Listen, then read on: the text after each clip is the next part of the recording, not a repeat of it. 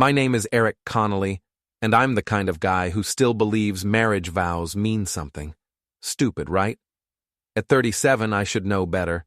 I'm an IT project manager at a decent tech firm in Cambridge, Massachusetts, which means I spend my days fixing other people's problems while my own life slowly unravels like a cheap sweater.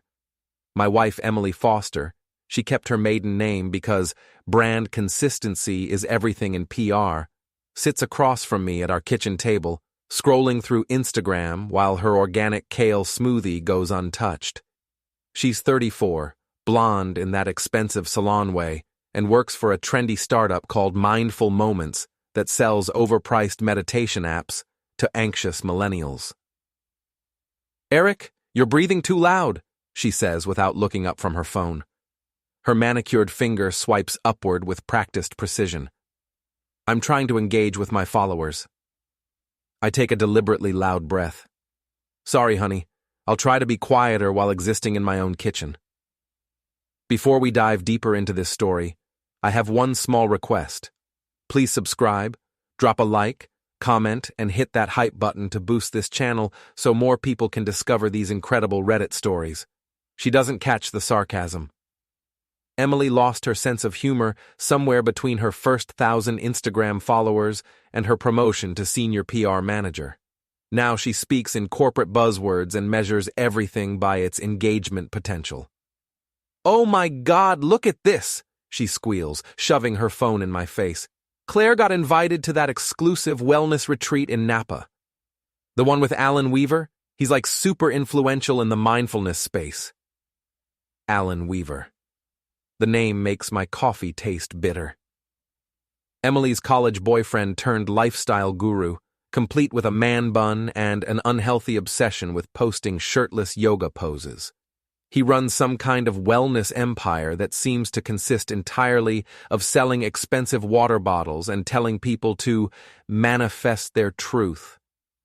Isn't he the guy who tried to trademark the word namaste? I ask. Emily rolls her eyes. That was taken out of context. Alan's actually doing amazing work. He's got like 200,000 followers now. So did that guy who ate Tide Pods. You're so negative, Eric. No wonder your social media presence is practically non-existent. She returns to her phone, double-tapping a photo of Alan doing some impossible yoga pose on a cliff. Maybe if you put yourself out there more, you'd understand the value of building a personal brand.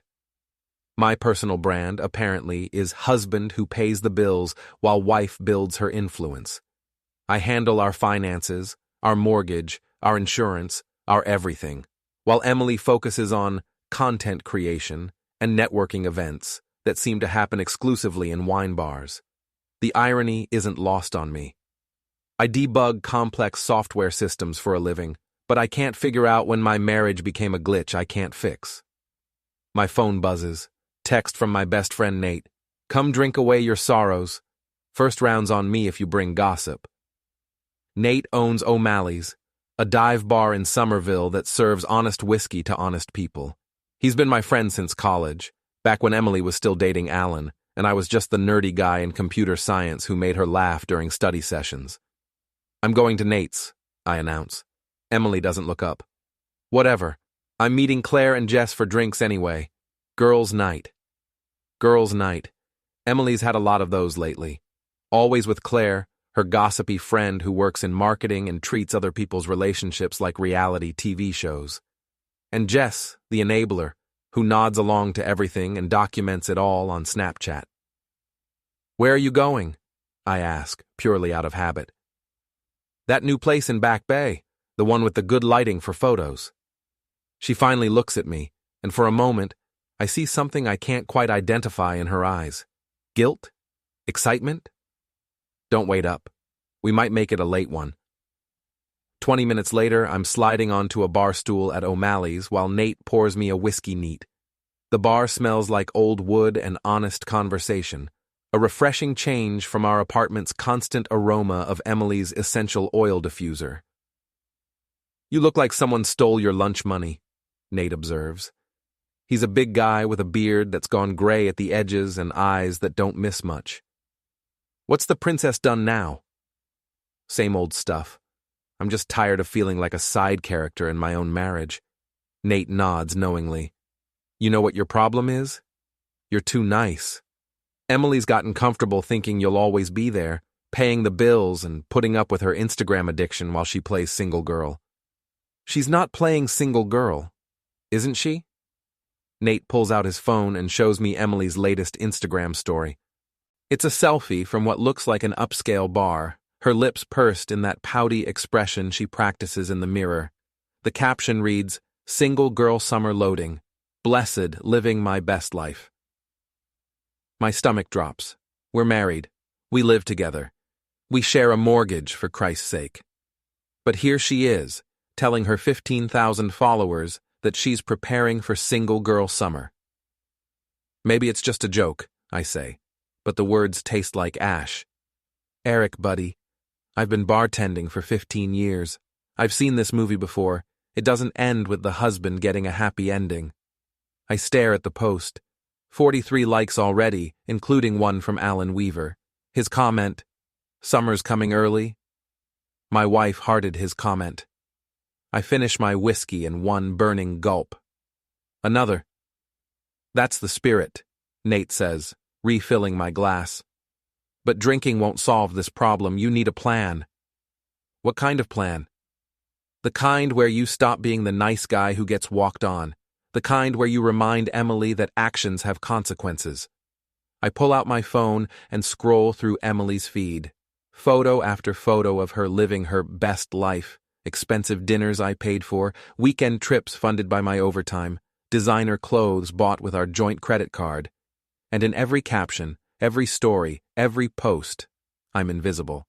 She's curated a life where her husband simply doesn't exist. There's a new message notification. Emily's texting someone, and it's not me. You know what the worst part is? I tell Nate. I actually liked her post, out of habit, like a trained seal. Did you really? I check. Yes, there's my pathetic little heart emoji, right alongside Alan's fire symbols and Claire's "Yas Queen" comment. Something cold settles in my chest. Not anger, exactly. More like clarity.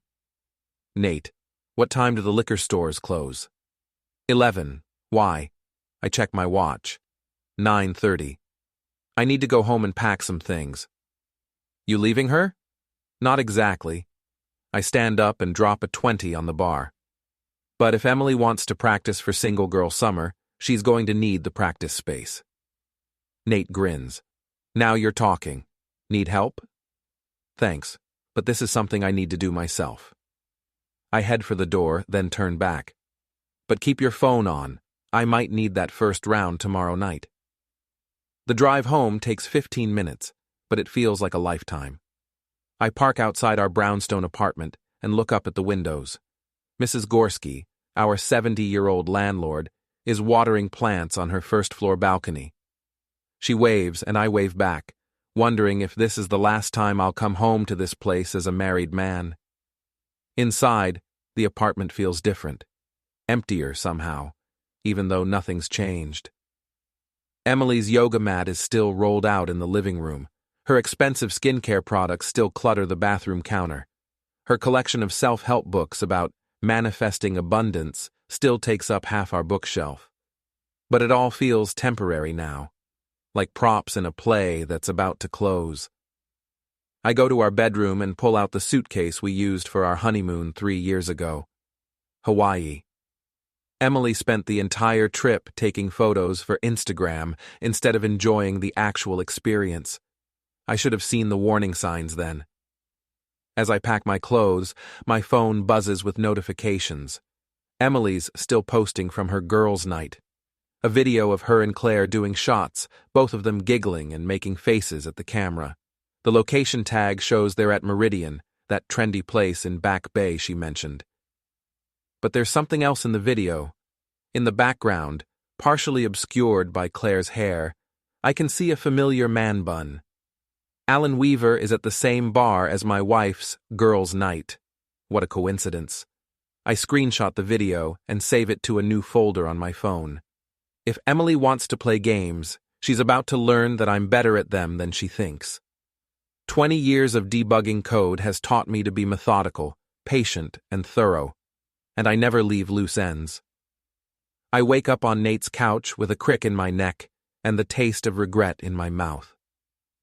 Sunlight streams through his apartment windows, illuminating empty beer bottles and the remnants of what he optimistically calls bachelor pad decor. My phone shows 11 missed calls from Emily and a string of increasingly frantic text messages. "Where are you?" "Your stuff is gone." "What the hell, Eric?" "This isn't funny. Call me back right now." "I'm calling the police." The last message came in 20 minutes ago. I can picture her standing in our bedroom, staring at the empty closet where my clothes used to hang, finally realizing that actions have consequences. Nate emerges from his bedroom, already dressed for work. "How'd you sleep, sunshine?" Like a man who just made the biggest decision of his life. I sit up and immediately regret it. Did I really cancel all our subscriptions last night? Netflix, Hulu, Spotify Premium, her yoga app, that meal delivery service she never used, and something called Mindful Meditation Plus. You were very thorough. Nate hands me a cup of coffee. Also, you changed the Wi-Fi password to Single Girl Summer 2023 and removed her access to your shared cloud storage. The memories come flooding back. After packing my clothes, I'd spent 3 hours methodically going through our digital life. Every subscription Emily took for granted, every shared account, every automatic payment that made her lifestyle possible, I'd canceled or transferred them to my name only. If she wanted to be single, she could handle single girl expenses. Was I drunk when I did all that? Stone cold sober, it was actually pretty impressive, very systematic. Nate checks his watch. You better call her back before she actually does call the cops. I dial Emily's number. She answers before the first ring. "Eric, where the hell are you? Your closet is empty, half our stuff is gone, and the internet isn't working." "Good morning to you too, honey. I'm at Nate's." "Why is your stuff gone? Are you having some kind of breakdown?" I almost laugh. "No breakdown, just embracing change. I saw your Instagram story last night. Single girl summer loading, right? I figured you'd need some space to prepare." Silence. Then, "That was just a joke. You know I post random stuff."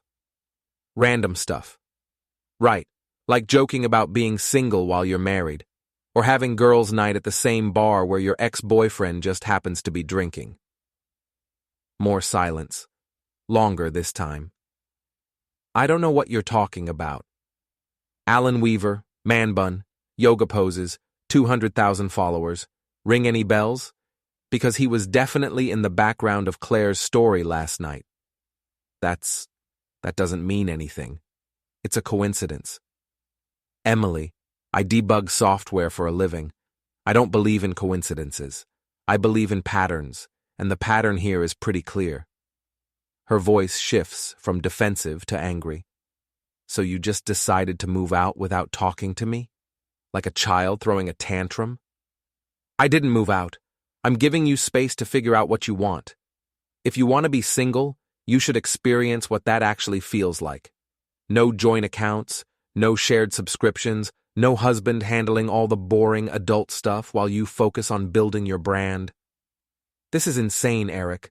Come home right now so we can talk about this like adults." "Can't do that. I'm at work. Some of us have jobs that require showing up." I pause for effect. "But don't worry about the internet. I left you the password. It's Single Girl Summer 2023. Should be easy to remember." I hang up before she can respond. Nate's grinning when I look up. "Damn, son, that was ice cold." "Just getting started." I check my phone. 3 new Instagram notifications. Emily's posted a story, a photo of our empty closet with the caption, "When your husband has a midlife crisis, ma drama queen ba's marriage problems." The comments are already rolling in. Claire, "OMG, what happened?" Jess, "Men are literally children." And from Alan Weaver, "You deserve better, queen." My wife hearted his comment. Again, I screenshot everything and add it to my growing folder of evidence. Then I open a new browser tab and start researching. If Emily wants to play the victim on social media, she's about to learn why that's a bad strategy when your husband has access to your digital footprint. 20 minutes later, I'm sitting in my cubicle at work, pretending to review project timelines while actually diving deep into Emily's online presence.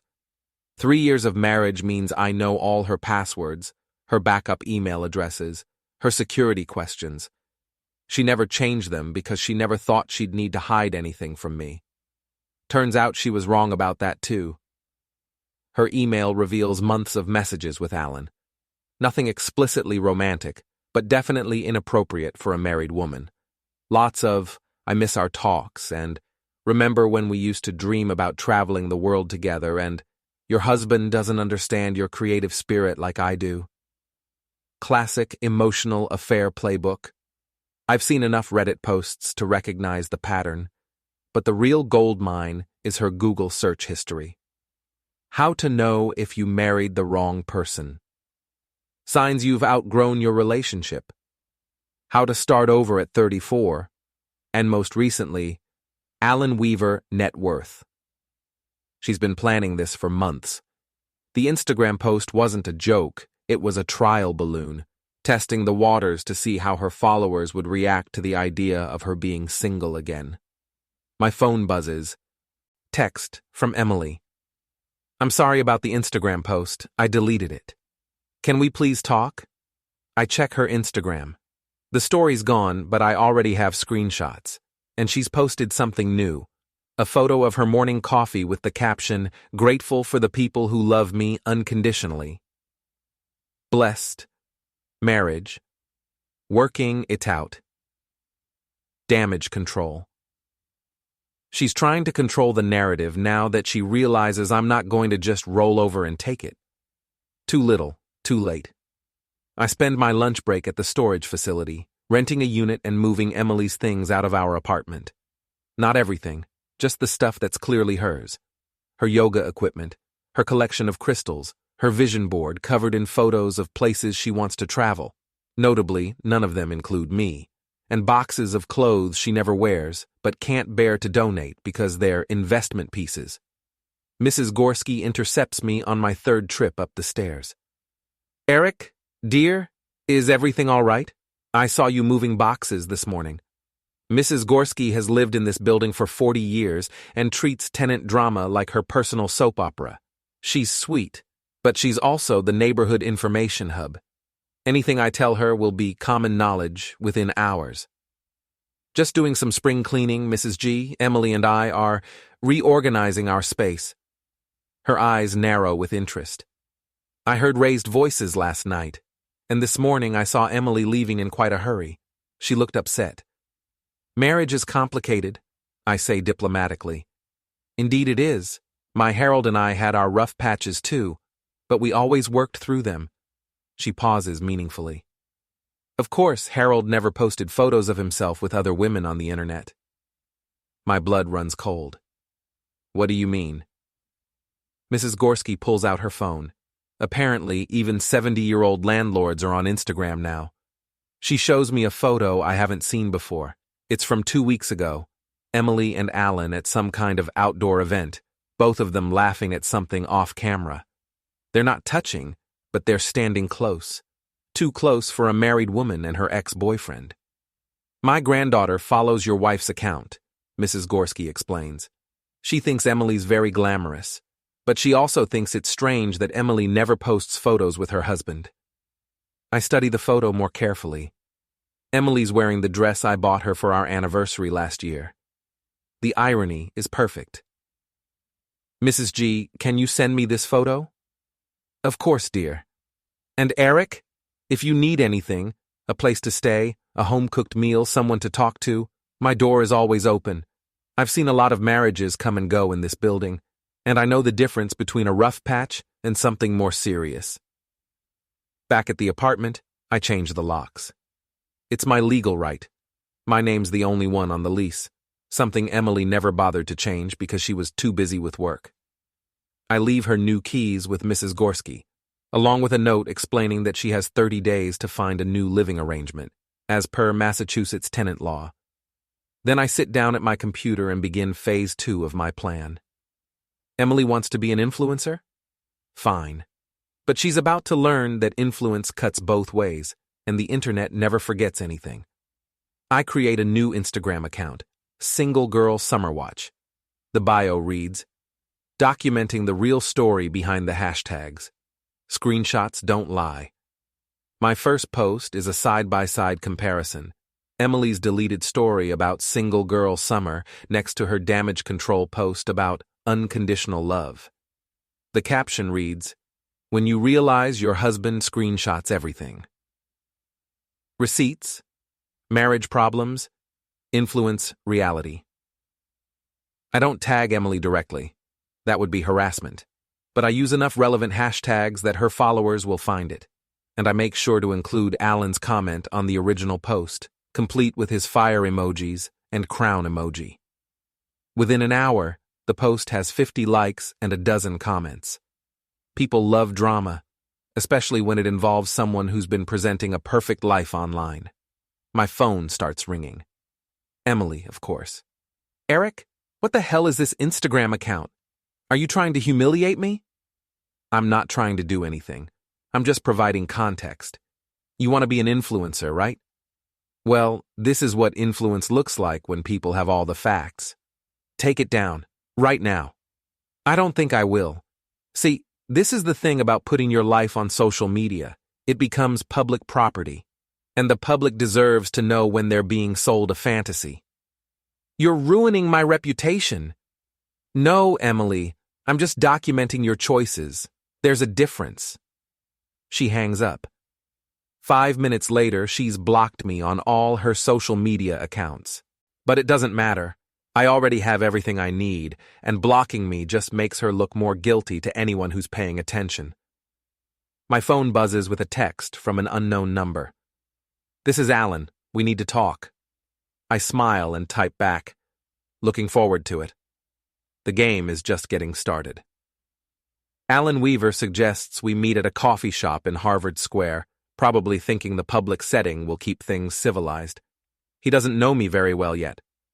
I arrive 15 minutes early and choose a table near the window with a clear view of the entrance. Old habits from debugging complex systems always control your environment. He walks in at exactly 2 p.m., and I have to admit he's physically impressive.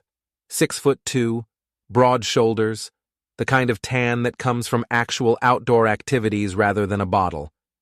His man bun is perfectly sculpted, his beard trimmed with geometric precision. He's wearing expensive athleisure wear that probably costs more than my monthly car payment. But there's something in his eyes that gives him away, a nervous energy that doesn't match his carefully cultivated Zen master persona. He's worried, and he should be. Eric. He extends his hand for a shake. I take it, noting the soft palms of someone who's never done actual manual labor. Thanks for meeting me. Wouldn't miss it. I've been curious about you for months. We sit down, and Alan orders some complicated drink involving oat milk and adaptogenic herbs. I stick with black coffee. The contrast isn't lost on either of us. Look, man, I think there's been a misunderstanding, Alan begins. Emily and I are just friends. We have history, sure, but it's completely platonic now. Platonic. I pull out my phone and scroll through the screenshots I've collected. Is that what you call commenting fire emojis on a married woman's posts about being single? His jaw tightens slightly. Social media isn't real life, Eric. It's just engagement, building community, supporting friends. Right. Community building. Like when you told her she deserves better after she posted about our marriage problems. She does deserve better. The words slip out before he can stop them, revealing what he really thinks. I mean, that's not what I meant. No, I think that's exactly what you meant. I lean back in my chair, studying him. Tell me about your business, Alan. This wellness empire you've built. 200,000 followers is impressive. He relaxes slightly, thinking we're changing subjects. It's been incredible. I'm helping people find their authentic selves, you know? Breaking free from toxic patterns and limiting beliefs. Limiting beliefs? Like marriage vows? His face flushes. That's not... Look, Eric, I'm not trying to break up your marriage, but if Emily's unhappy, that's between Emily and me. Not Emily and her ex-boyfriend who's been sliding into her DMs for months. I haven't been... He stops himself, realizing he's about to lie to someone who clearly has evidence. Alan, let me explain something to you. I work in IT. I solve problems for a living. And right now, you're a problem that needs solving. Are you threatening me? I'm explaining the situation. See, you've built this whole brand around being authentic and mindful and spiritually evolved. But what happens when your followers find out you're just another guy trying to steal someone else's wife? How's that going to play with your community? His face goes pale. You can't. Emily's a grown woman. She makes her own choices. Absolutely. And I'm making mine. I stand up and drop a $5 bill on the table. Enjoy your adaptogenic latte, Alan. Oh, and you might want to check your Instagram later. I'm planning to post some really authentic content about mindful home wrecking. I walk away before he can respond, but I can feel his eyes on my back. Phase 1 complete. Establish dominance and let him know I'm not going away quietly. Back at my temporary apartment, I found a short-term rental in Davis Square. Nothing fancy, but it's mine. I settle in for the real work. Alan Weaver has built his brand on being transparent and authentic, but a little digging reveals some interesting inconsistencies. His business registration shows he's been operating for 3 years, but his earliest Instagram posts claim he's been on this journey for over a decade. His bio says he's a certified wellness coach, but there's no record of any actual certification from recognized institutions. And his testimonials from transformed clients all seem to come from accounts with very few followers and suspiciously generic profile photos. But the real goldmine is his financial situation. Public records show he's been sued twice for unpaid rent, and his business has a D rating with the Better Business Bureau due to complaints about overpriced supplements that don't deliver promised results. The wellness guru is broke and desperate. That explains his sudden interest in reconnecting with Emily, who he probably sees as a meal ticket back to financial stability. I compile everything into a detailed blog post titled The Mindful Millionaire, a deep dive into wellness, influencer claims versus reality. I don't mention Emily directly. This is purely about Alan's business practices and public claims, but anyone who follows the breadcrumbs will understand the connection. I publish it on Medium and share it to Reddit's RR scams and RR Instagram reality communities. Within hours, it's gaining traction. People love exposing fake influencers, and I've done all the research for them. My phone starts buzzing with notifications. The Single Girl Summer Watch account is gaining followers rapidly, and people are sharing my Alan expose across multiple platforms. Someone's even created a TikTok reading excerpts from the blog post. Then Emily calls. What the hell did you do? Alan's freaking out. His business partners are asking questions, and people are canceling their coaching sessions. I published some publicly available information about a public figure. It's called journalism. This is harassment, Eric. I could sue you. For what? Telling the truth? Everything in that post is factual and well documented. If Alan's embarrassed by his own business practices, maybe he should improve them instead of trying to silence the messenger. He's not a bad person. He's just going through a rough patch. A 3-year rough patch that coincidentally aligns with the entire duration of his business? Emily, the guy's a fraud. He's broke, desperate, and he sees you as his way back to easy money. That's not true, isn't it? When's the last time he paid for dinner when you two hung out? When's the last time he offered to help with any of your actual problems instead of just telling you that you deserve better? Silence on the other end. Emily, I know you think I'm the bad guy here, but I'm trying to protect you from making a huge mistake. This guy isn't your knight in shining armor. He's a con artist who's convinced you that your marriage is the problem, so you won't notice that he's the real problem. I need to think. She hangs up, and for a moment, I feel a flicker of hope. Maybe she's starting to see through Alan's act. Maybe there's still a chance to save our marriage. Then I check Instagram and see her latest story. A photo of her and Alan at some trendy restaurant, both of them smiling at the camera. The caption reads, "Grateful for friends who support me during difficult times. Authenticity. Real friends. Blessed." The hope dies as quickly as it came. She's doubling down, probably out of embarrassment more than anything else. She can't admit that she's been manipulated by a broke wannabe guru, so she's going to keep pretending this is about her marriage being bad instead of her judgment being poor. Fine. If Emily wants to learn the hard way, I'll make sure the lesson is thorough. I spend the evening creating a comprehensive timeline of Alan's greatest hits. Every inconsistency in his story, every suspicious business practice, every red flag that should have warned Emily away. I present it all as a case study in how manipulative people target vulnerable individuals, using Emily's situation as an example without naming her directly. The post goes viral overnight. By morning, Dora Wellness Scam is trending on Twitter, and several actual journalists have reached out asking for interviews.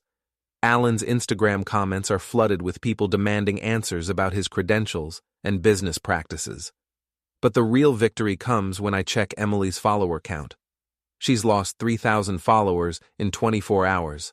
Her brand, built on aspirational lifestyle content, is crumbling because people are starting to question whether her judgment can be trusted. Influence, it turns out, is a fragile thing. My phone buzzes with a text from Nate. "Saw the news coverage. You're either a genius or completely insane. Possibly both. Drinks tonight?" I text back. "Definitely both. See you at 8. As I get ready for work, I catch myself smiling in the bathroom mirror. For the first time in months, I feel like myself again. Not Emily's invisible husband or Alan's obstacle to overcome, but Eric Connolly, problem solver, truth teller, and apparently destroyer of fake wellness empires. The game is far from over, but I'm winning. And the best part? I haven't done anything illegal, unethical, or even particularly mean. I've just held up a mirror and let people see what was already there. Sometimes, the truth is the most devastating weapon of all. The war escalates quickly after that.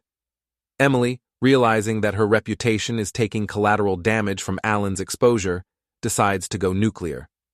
She enlists Claire and Jess in a campaign to paint me as an abusive, controlling husband who's stalking and harassing her online. It's a smart strategy, actually. In the court of social media opinion, the woman is usually believed first and questioned later. If she can flip the narrative and make herself the victim of my cyber stalking, she might be able to salvage her brand and her relationship with Alan. Too bad for her. I've been documenting everything from the beginning. The attack comes on a Tuesday morning. I wake up to find my work email flooded with messages from HR, my personal social media accounts bombarded with accusations, and my phone ringing nonstop with calls from unknown numbers. Emily's posted a long, emotional Instagram story about escaping an emotionally abusive marriage and finding the courage to speak her truth. She claims I've been monitoring her communications, controlling her finances, and threatening her friends. The post is accompanied by carefully cropped screenshots of our text conversations that make me look possessive and unhinged. Claire and Jess have amplified the message across their networks, adding their own testimonials about how they always knew something was wrong and how they're so proud of Emily for speaking out. The hashtags Josh Emily Speaks Out and Believe Women are trending in our local social media circles. It's a masterful piece of manipulation, and for about 6 hours, it works. My mentions are flooded with strangers calling me a monster. Someone finds my LinkedIn profile and starts leaving negative reviews for my employer. A few of Emily's more unhinged followers even find my address and threaten to pay me a visit. But Emily makes one crucial mistake. She underestimates how thoroughly I've documented our entire relationship. By noon, I've assembled a comprehensive response that I post simultaneously across all platforms. It's a timeline of our marriage's decline, complete with unedited screenshots, full email chains, and financial records that tell the real story. The evidence is overwhelming. Screenshots showing Emily's months-long emotional affair with Alan, including messages where she calls me boring and financially useful, bank records proving that I never controlled her finances. In fact, she had access to all our accounts and regularly made large purchases without consulting me. The complete, unedited versions of the text conversation she cropped, showing that her evidence of my controlling behavior was taken completely out of context. Documentation of my attempts to save our marriage, including couples therapy sessions she canceled, and date nights she skipped for networking events. But the real nuclear option is a recording I made of our last phone conversation, where Emily admits that she's been exploring her options with Alan and that she only married me because I was stable and reliable while she figured out what she really wanted. Massachusetts is a one-party consent state for recordings. Everything I've posted is completely legal. The internet loves nothing more than a good plot twist, and this is a doozy. Within hours, the narrative flips completely. Emily speaks. Out becomes Eric speaks back, and suddenly everyone's talking about how Emily tried to destroy an innocent man's reputation to cover up her own infidelity. The comments on her posts turn brutal. This is why you don't believe everything on social media. Poor Eric. Imagine being married to someone this manipulative. She really thought she could gaslight the entire internet. Alan and Emily deserve each other. Two fake people living fake lives. But the real damage comes from an unexpected source, Mrs. Gorski. My elderly landlord, it turns out, has been quietly documenting the drama in our building for months. She posts a Facebook comment that gets shared thousands of times. I've lived in this building for 40 years, and I've seen many young couples come and go. Eric Connolly is a good man who worked 2 jobs to pay for his wife's lifestyle, while she spent her days taking pictures of herself and flirting with other men. I have security footage of her sneaking this Alan person into the building while Eric was at work. The only abuse happening here was Emily abusing Eric's trust and kindness. Shame on her and her friends for trying to destroy a decent man's reputation to cover up their own bad behavior. Mrs. Gorski's comment includes timestamps and photos that corroborate everything I've claimed. The elderly Polish grandmother becomes an unlikely internet hero, with people calling her a real one and the MVP of this whole situation. Emily's follower count plummets. She loses her remaining brand partnerships. Her employer, Mindful Moments, quietly removes her from their website and social media accounts. Claire and Jess delete their supportive posts and block Emily to avoid further association with the scandal. But Alan, surprisingly, sticks around. Maybe because he's too invested to back out now, or maybe because he genuinely believes he can weather the storm. His follower count has dropped by 60%, his business is in ruins, but he's still posting inspirational quotes about staying authentic in the face of negativity. That's when I realize he's not just a con artist. He's a delusional con artist who actually believes his own hype. Those are the most dangerous kind, because they never know when to quit. Emily and Alan make one last desperate play. They decide to go public with their relationship, framing it as a beautiful love story about soulmates finding each other again, despite the obstacles.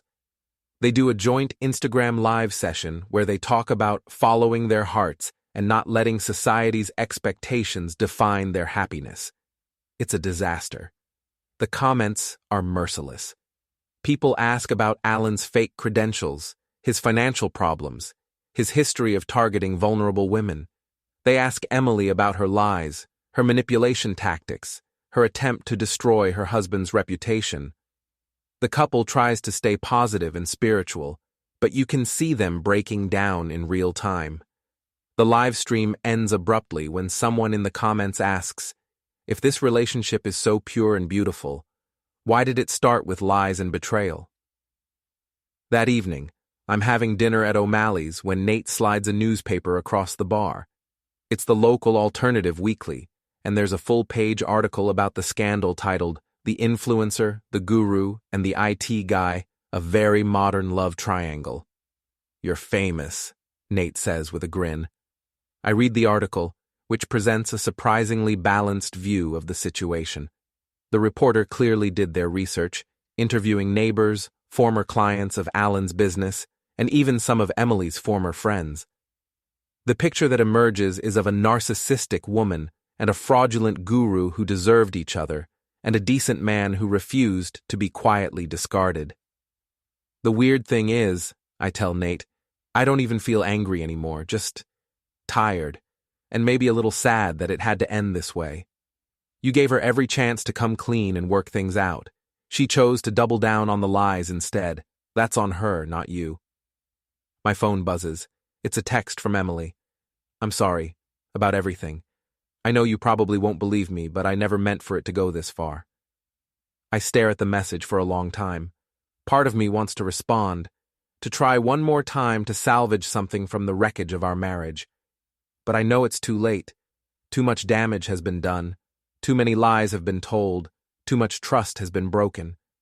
Instead, I screenshot the message and add it to my files. Not because I plan to use it against her, but because I want to remember this moment. The moment when Emily finally admitted the truth, even if it came too late to matter. "What are you going to do now?" Nate asks. I look around the bar, at the honest people having honest conversations over honest drinks. Then I look at my phone, where Emily's apology sits unanswered and probably always will. "I'm going to finish what I started," I say. Emily and Alan made their choices. Now they get to live with the consequences. The final phase of my plan is already in motion, and unlike Emily's fake apology, it's going to be absolutely genuine in its impact. The end comes on a Thursday night in October, exactly 6 months after Emily posted her first single-girl summer story. The timing isn't coincidental. I've been planning this finale since the day I moved out of our apartment. Emily and Alan have been spiraling for weeks. Her influencer career is over, her job is gone, and most of her friends have abandoned her. Alan's wellness business has completely collapsed, and he's facing multiple lawsuits from former clients who want refunds for his worthless coaching programs. They're both broke, desperate, and increasingly unstable, which is why I'm not entirely surprised when Mrs. Gorski calls me at 9 p.m. to tell me they're trying to break into my old apartment. "They're on the fire escape," she whispers into the phone. "That Alan person is trying to jimmy the window lock while Emily acts as lookout. Should I call the police?" "Not yet," I tell her. "Give me 10 minutes, then call them. And Mrs. G, make sure you're recording everything on your phone." I'm already in my car, driving toward the apartment. This is it, the moment I've been waiting for. Emily and Alan, in their desperation, are about to make the biggest mistake of their lives. The apartment I used to share with Emily has been sitting empty since I moved out. I've been paying the rent while I decide what to do with the lease, but I've also been making some modifications. Security cameras in every room, motion sensors, smart locks controlled by my phone, and a few other surprises that are about to come in very handy. I park 2 blocks away and pull out my laptop. The security system I installed gives me complete control over the apartment's electronics, lights, locks, even the sound system. More importantly, everything is being live-streamed to a private server that I can make public with the click of a button. My phone shows Emily and Alan have successfully broken into the bedroom. They're searching through the remaining furniture, probably looking for something they can sell or use as leverage against me. Emily's going through the closet while Alan checks the dresser drawers. They have no idea they're being recorded in high definition from 6 different angles. I call Mrs. Gorski back. "Are you ready for the show?" "Oh, yes, dear. I've got my phone out and I'm recording. Several neighbors are watching from their windows, too." "Perfect. Here we go." I activate the apartment's sound system and speak into my laptop's microphone. My voice echoes through the apartment speakers, causing Emily and Alan to freeze in terror. "Good evening, Emily. Alan, welcome back to my home." They spin around, looking for cameras, trying to figure out where my voice is coming from. Looking for something specific, or just enjoying a casual bout of breaking and entering? Emily finds one of the cameras and stares directly into it. "Eric, we can explain. We just needed to get some of my things." "Your things were moved to storage 6 months ago. You know this because I gave you the key. So what are you really looking for?" Alan steps forward, trying to project confidence he clearly doesn't feel. "Man, we're just trying to work this out peacefully. Emily has a right to her personal belongings." "Alan, you have no rights here whatsoever. You're a stranger who broke into my apartment." Emily forfeited her rights when she chose to commit adultery, and then tried to destroy my reputation with false accusations. I click another button, and the apartment's lights begin flashing in a disco pattern. Then the music starts, Emily's favorite song from our wedding, but slowed down and played in a minor key. The effect is deeply unsettling. "What the hell is this?" Alan shouts, his Zen master facade cracking completely. "This is accountability," I reply through the speakers. "See, you two have spent months lying to everyone about who you really are and what you've done, but lies have a way of catching up with you." I make the live stream public and share the link across all my social media accounts. Within minutes, hundreds of people are watching Emily and Alan's breaking and entering adventure in real time. The chat explodes with comments. "OMG, they actually broke in. This is better than Netflix. Emily looks terrible. Call the police. Alan's about to cry lo mau." Emily realizes what's happening when she sees the viewer count climbing on one of the visible monitors. "Eric, turn off the cameras right now. This is illegal." "Actually, it's completely legal. You're trespassing in my apartment, which I have every right to monitor. And since you've both made your lives public through social media, I don't see why this should be any different." The viewer count hits 1,000, then 2,000. Someone's sharing the stream on TikTok, and it's going viral in real time. Local news outlets are starting to pick it up.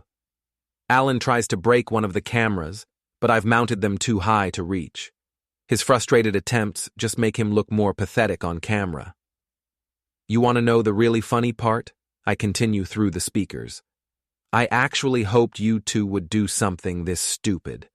I've been waiting months for you to give me the perfect ending to this story." I pull up my files and start displaying them on every screen in the apartment. Financial records showing Alan's debts and failed businesses. Screenshots of Emily's messages calling me boring but useful. Evidence of their months-long affair. Bank statements proving that Emily spent thousands of our joint money on gifts for Alan.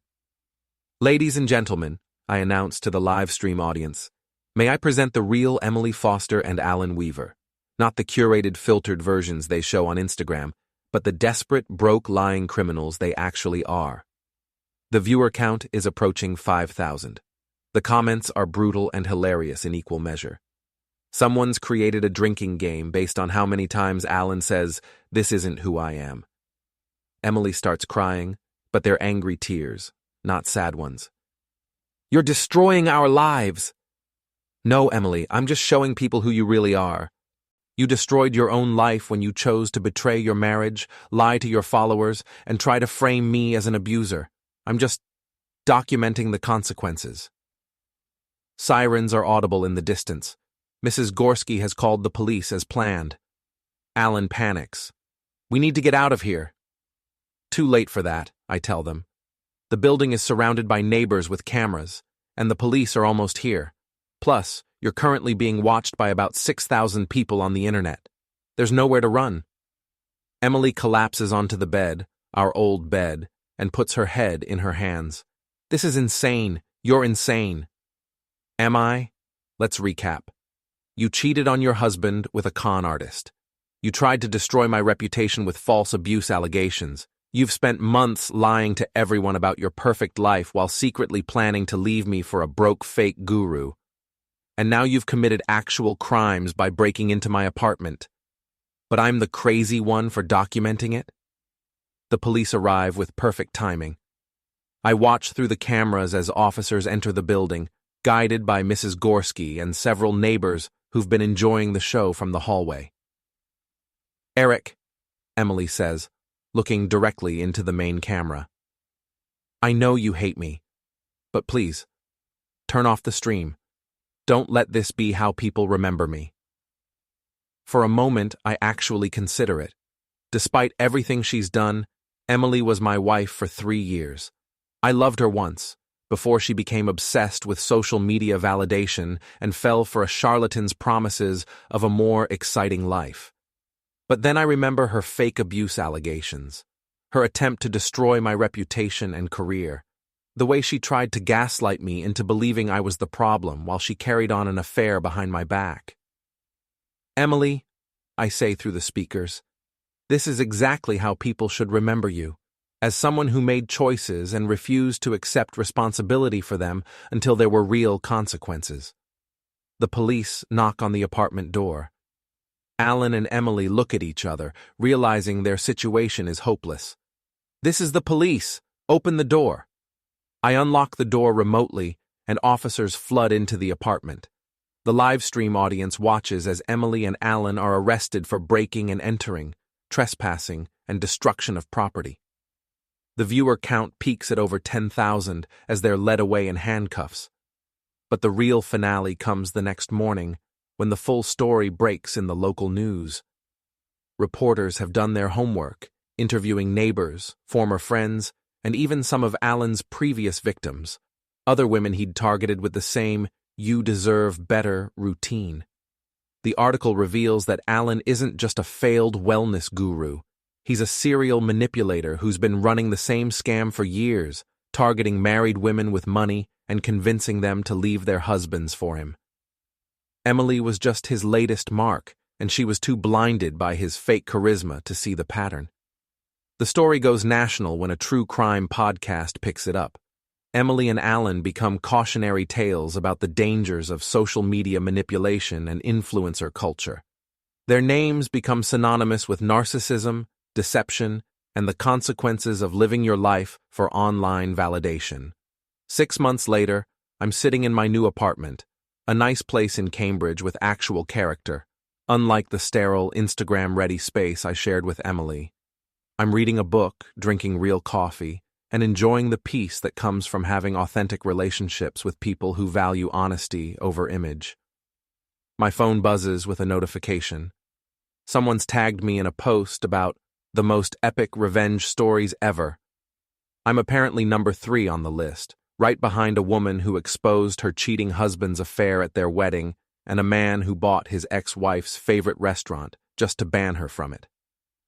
I smile and put the phone away without responding. The story's over, and I have better things to do than relive it. Emily and Alan are still together as far as I know. They deserve each other. 2 broken people who chose lies over truth, image over substance, and immediate gratification over long-term happiness. They'll probably make each other miserable for years before finally imploding completely. But that's not my problem anymore. I've learned that the best revenge isn't elaborate schemes or public humiliation. It's simply refusing to let toxic people drag you down to their level, documenting the truth when they try to rewrite history, and then moving on to build something better without them. Sometimes the good guy actually does win, not because he's more ruthless than the villains, but because he's more patient, more thorough, and more committed to the truth than they are to their lies. And in the age of social media, the truth has a way of going viral.